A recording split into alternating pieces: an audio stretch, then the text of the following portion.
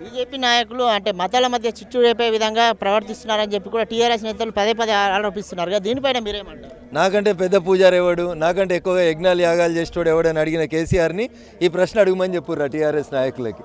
కళ్ళుండి చూడలేని వాళ్ళు, చెవులుండి వినలేనటువంటి మూర్ఖులకి ఇంతకంటే ఎక్కువ పెద్ద సమాధానం చెప్పాల్సినటువంటి అవసరం లేదు.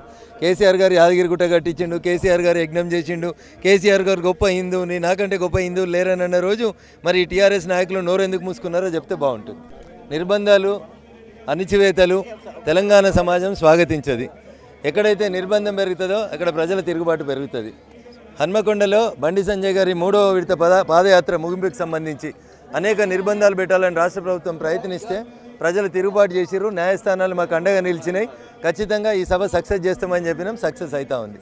అంటే బీజేపీ జాతీయ నేతలు టూరిస్టుల్లా తెలంగాణకు వచ్చిపోతున్నారు కానీ తెలంగాణ ప్రజలకు ఏం చేస్తారో చెప్పట్లేదని చెప్పి మంత్రి కేటీఆర్ ప్రశ్నిస్తున్నారు. రాష్ట్రంలో అధికారంలో ఉన్నటువంటి పార్టీ మంత్రి కేటీఆర్ గారు మాకేం చేత కాదు, అయ్యా భారతీయ జనతా పార్టీ నాయకులారా మీరు పనిచేయండి అని చెప్పమానండి, తప్పకుండా మేము వాళ్ళకంటే మెరుగ్గా పనిచేసి చూపెడతాం.